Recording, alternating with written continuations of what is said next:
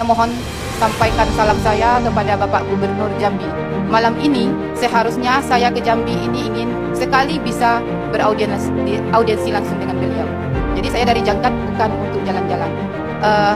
Kemudian adakah yang dari fraksi Gerindra Bapak yang hadir malam ini? Ya, Pak Edminuddin. Pak Edminuddin, anggota Komisi 4. Saya ini orang Kerinci, Pak, orang penawar. Mak saya orang penawar.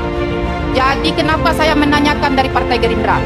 Yang ikut memimpin rapat RDP bersama Kemenpan RB dan BKN itu adalah Pak Bahtera Banong, fraksi Gerindra dari Sulawesi. Ya. Artinya apa? Bapak itu juga di bawah pimpinan Presiden Prabowo. Jadi saya ini sudah mencoba menghubungi Pak Bahtera Banong. Sudah saya WA, sudah saya telepon, tapi tidak ada respon. Karena siapalah saya, cuman honorer di pelosok negeri ini. Tetapi sampaikan, Pak Edminuddin, sampaikan salam saya kepada Pak Presiden Prabowo. Kenapa? Karena pemilihan presiden pun sampai ke pelosok negeri. Jadi tidak ada salahnya kita juga memohon kepada Bapak Presiden kita untuk mendengarkan aspirasi kita malam ini.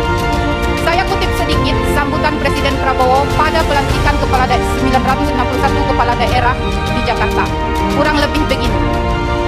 Saudara-saudara sekalian, saya mengingatkan atas nama negara dan bangsa ini. Anda dipilih oleh rakyat. Anda adalah pelayan rakyat. Anda mengabdi untuk rakyat. Maka Anda berkewajiban memperbaiki kehidupan rakyat. Itu adalah kewajiban kita. Itu adalah kutipan sambutan Presiden Prabowo pada pelantikan 961 kepala daerah di Indonesia. Kalau bapak-bapak tidak percaya, boleh cek. Jadi memperbaiki kehidupan rakyat.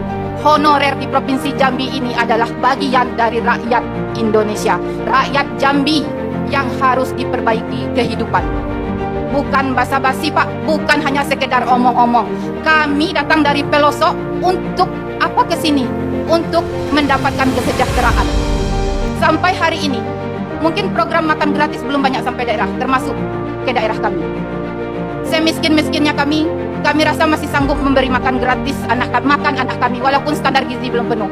Tetapi jauh kami memikirkan bagaimana dengan nasib pendidikan anak kami. Kalau kami sarjana, hendaknya anak kami bisa magister. Kalau ada kami yang magister, hendaknya anak kami bisa doktor. Kalau kami tidak disejahterakan, Pak, bagaimana kami bisa membiayai pendidikan anak kami? Saya mengajar di pelosok itu. Dulu jauh sebelum ini, honorer sebagai tulang punggung. Bayangkan, Kepala SMA Negeri 15 Merangin dari tahun 2008 sampai hari ini 1 tahun ajaran rolling. Berarti sampai dia pensiun nanti 2027 19 tahun. 18 tahun beliau memimpin. Berarti tidak mudah mendapatkan ASN di Jakarta Timur, Pak. Kalau ada kepala sekolah yang mau mengabdi 2 tahun lagi, seolah kepala sekolah kami pensiun, silakan dari kota mau mencoba di daerah pelosok seperti saya. Saya tidak dilahirkan di pelosok, di kota Jambi ini saya dilahirkan di Teho. Dibesarkan di Kabupaten Kerinci, mengabdi di pelosok negeri. Hati nurani saya terpanggil. Bagaimana pendidikan ini? Kalau masalah ekonomi, orang Jakarta Timur kopi mahal sekarang, Pak. Apa saya nak ngumpul kopi juga? 50-70 sekarang. Siapa yang akan memperhatikan bagian pendidikan? Nah, maksud teman-teman, Pak, saya perhatikan yang bikin kita bingung ini regulasi yang dibuat Pak Bahtera Banong bersama Ibu Kemenpan RB dan BKN itu. Ya, paling lambat NIP diusulkan November tahun 2025 untuk ke Jakarta. Nah, Pak, untuk mengurangi beban bapak-bapak dan kita semua, ya, kenapa saya bilang mengurangi? Kalau kami ini diurus setelah Maret 2026, inilah serempak dengan tahap 2. Nantilah ada pula tahap 3. Telah bertambah pusing bapak-bapak. Yang tahap 1 nian pusing, apalagi lah bercampur bertahap-tahap. Nah, maksud saya, maksud teman-teman semua, Pak, kalau pengusulan NIP P3K itu selambat-lambatnya November 2025, nah, diajukan formasi untuk kami dulu, Pak. Diajukan formasi untuk R2, R3 yang tahap 1 ini. Nah, kalau bisa berarti setelah Maret 2026 ini sudah ada kejelasan. Tapi kalau diurus setelah Maret, semuanya itu bergabung, Pak, Bapak akan tambah pusing dan tambah bening. Jadi bertambah banyak honorer itu yang minta diangkat penuh waktu. Apa serempak kami tahap 1, tahap 2 nih? Yang benar bebas lah 15 tahun saya mengajar. Lah 15 tahun di Jangkat Timur itu kalau saya ada keluar, tidak ada, saya rasa tidak ada yang dari Jangkat ke sini, Pak. Tidak ada. Nah, jadi kami mohon sekali Pak, inilah hampir jam setengah 12. Kurang lebih 15 jam perjalanan saya dari Jangka Timur, berhenti sebentar di Kota Bangko. Dalam keadaan berpuasa, alhamdulillah, jam 10 malam sampai jam 10 malam kemarin. Nah, sudah 2 malam saya di Jambi, bukan untuk shopping ke Jambi. Asli, tak ada bawa duit untuk itu Pak. Gaji dan belum keluar. 2, ya, Pak. Kemudian Pak, biasanya SPK guru itu per tahun. Nah, sekarang SPK guru ini per 3 bulan. Januari sampai Maret kami digaji. Selebih bulan Maret, kalau belum jelas ketentuan kami mendapatkan P3K, artinya kami tidak digaji. Ini kebutuhan dasar Pak, asli ini kebutuhan dasar. Ini kebutuhan hidup. Ini yang disampaikan Presiden Prabowo. Siapa yang mau menyampaikan, sampaikan pesan saya kepada Presiden Prabowo. Beliau yang menyampaikan harus memperbaiki kehidupan rakyat Indonesia. Aku perbaiki kehidupan honorer, apalagi bapak-bapak sebagai tukang punggung keluarga. Tapi yang saya paling sedihkan Pak, regulasi ini mengapa menghambat yang telah lolos. Biarkan yang lolos itu mendapatkan haknya. Nah, Bapak ada pusing, tinggal urus kami. Besok urus lagi tahap 2. Ini kok tahap 1 Pak. Saya lihat ada yang anak pensiun nangis, leyonya nangis. Asli saya heran dengan pemerintah. Kalau saya diajak ketemu presiden, saya mau juga ketemu presiden. Berani saya bilang. Siapa yang sanggup itu mengajar di daerah pelosok. Kalau ada DPR RI kemarin viral, katanya honorer beban.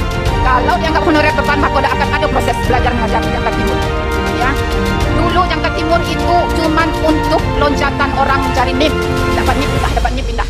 Ini kami wakanyo, kami bendaharanya, kamilah satu kepala sekolah, satu PNS tidak akan sanggup mengajar anak-anak kami di situ Pak. Nah, hati nurani saya terpanggil. Itu cerita saya di pelosok. Mungkin cerita teman yang lain ada juga yang berbeda. Saya yakin malam ini bapak-bapak bingung karena regulasi itu. Saya pun bingung. Tetapi Pak, orang itulah menabrak Undang-Undang ASN tahun 2023. Kenapa?